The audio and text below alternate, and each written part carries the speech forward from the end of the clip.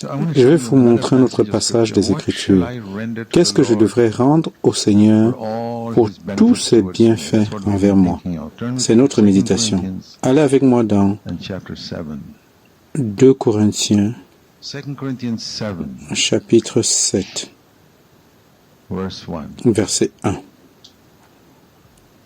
Puisque nous avons ces merveilleuses promesses, qu'est-ce que nous devrions faire? Qu'est-ce que je devrais rendre au Seigneur puisqu'il a fait cette merveilleuse promesse? Regardons-les. Chapitre 6, verset 16. J'habiterai et je marcherai au milieu d'eux.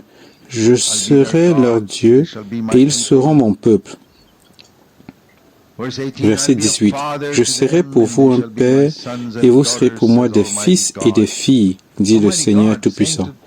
Dieu Tout-Puissant dit à des créatures ordinaires, « Je serai votre Père ».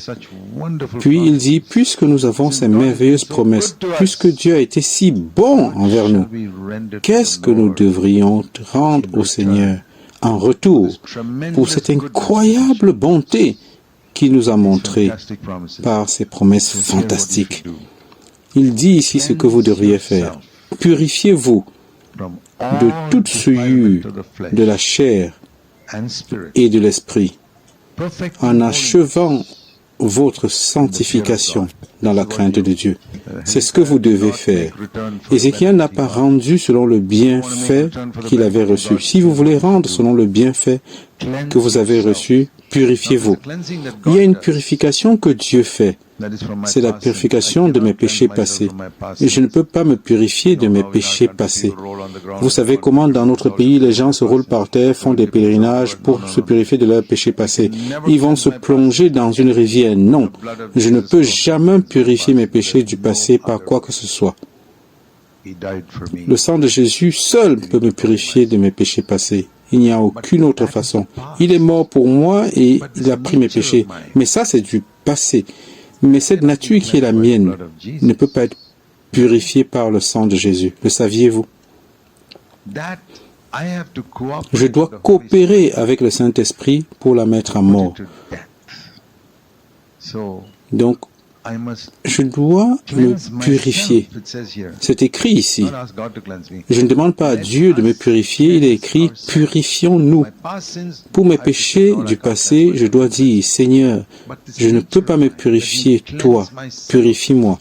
Mais pour cette nature qui est la mienne, je dois me purifier des souillures de la chair, le péché extérieur, et de l'esprit, le péché intérieur, les attitudes et tout cela, et achever ma sanctification dans la crainte de Dieu. Une profonde révérence pour Dieu Tout-Puissant. C'est ainsi que nous achevons la sanctification. Je prêche sur l'achèvement de la sanctification depuis de nombreuses années. Et je l'ai appris de la Bible. Si vos enfants vont à l'école, je pose parfois cette question aux gens. Supposons qu'il y ait un examen de mathématiques. La note pour réussir est 40? D'accord. Un enfant a obtenu 40%. Un autre a obtenu 99%. Qui rentrera à la maison le plus heureux? Celui qui a obtenu 40% ou celui qui a obtenu 99%? Celui qui a eu 40% dit « Maman, j'ai réussi, je n'ai pas échoué ». Celui qui a obtenu 99% dit « Oh, maman, j'ai perdu un point. J'aurais pu avoir 100. » N'est-ce pas étonnant? Celui qui a 99% est triste et celui qui a 40% est si heureux. C'est vraiment vrai parce que celui qui a 99% recherche la perfection. Ce sont deux types de chrétiens. Les chrétiens 40% disent « Je suis sauvé, je vais au ciel, ma place est réservée. J'ai reçu mon visa, tout va bien. » Mais d'autres chrétiens disent « Mon Dieu, je suis tombé là. J'ai eu une mauvaise pensée. J'ai dit une parole que je n'aurais pas dû dire.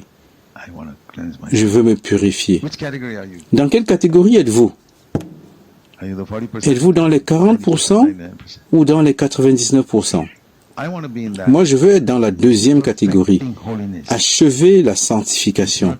Ce n'est pas un mot que j'ai inventé, c'est dans la Bible. Achever la sanctification de la crainte de Dieu. Savez-vous que presque aucune église ne prêche là-dessus? Sur le pupitre de l'église de CFC Bangalore, il est écrit « Avançons vers la perfection ». Cela vient d'Hébreux 6:1. Certaines personnes nous accusent en disant « Vous pensez que vous êtes parfait ?» Je réponds « Non, regardez ce qui est écrit, nous avançons vers la perfection ». Cela signifie que nous ne l'avons pas encore atteinte. Je leur dis, c'est vous qui ne parlez jamais de la perfection. Vous êtes ceux qui pensez être parfaits. Nous en parlons. Nous n'en avons pas atteinte. Nous avançons vers elle, achevant notre sanctification de la crainte de Dieu. Y a-t-il un verset comme celui-ci dans la Bible que vous n'avez jamais pris au sérieux? Ou sautez-vous de joie parce que vous avez 40%? Ce n'est pas mon cas. Je veux achever ma sanctification dans la crainte de Dieu. Je ne veux pas simplement avoir une place au ciel. Que voulez-vous que le Seigneur vous dise? Bien fait, bon et fidèle serviteur. Ou bien, ah, eh bien tu y es arrivé.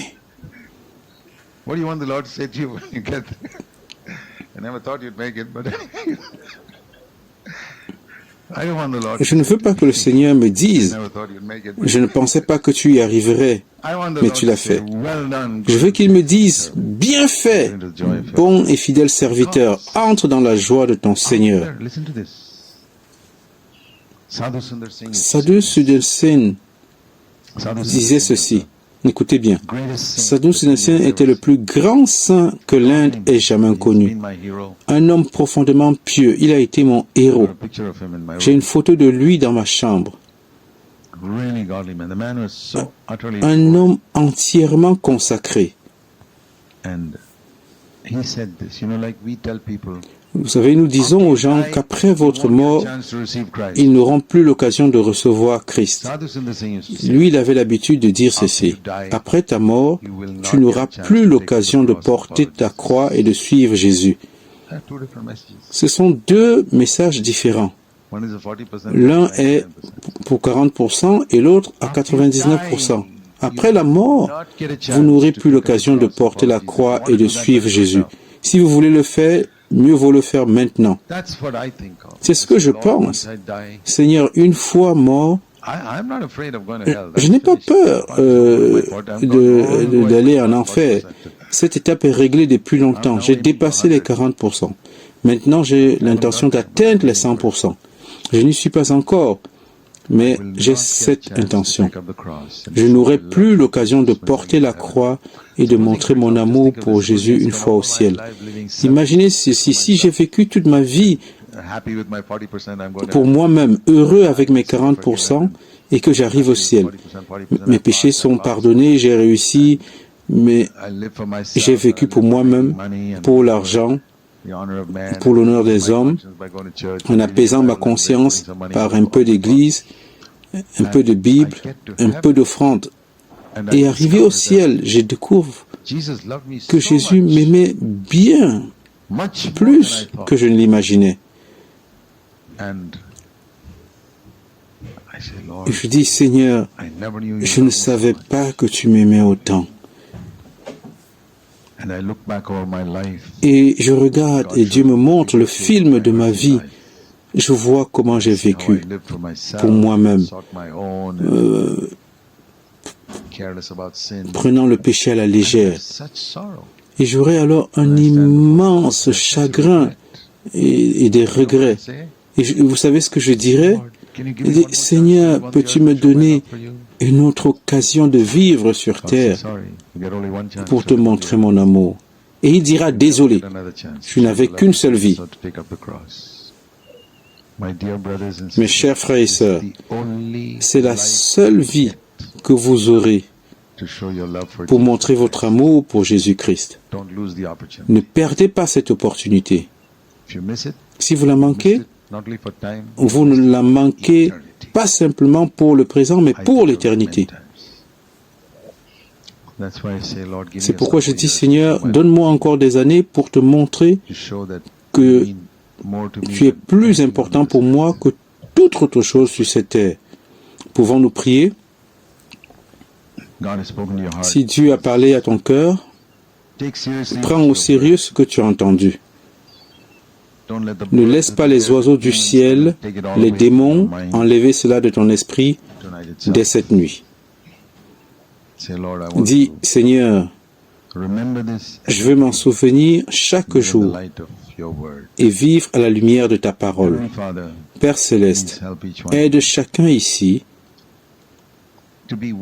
à être sage dans les décisions qu'il prendra, non seulement aujourd'hui, mais chaque jour. Je prie au nom de Jésus.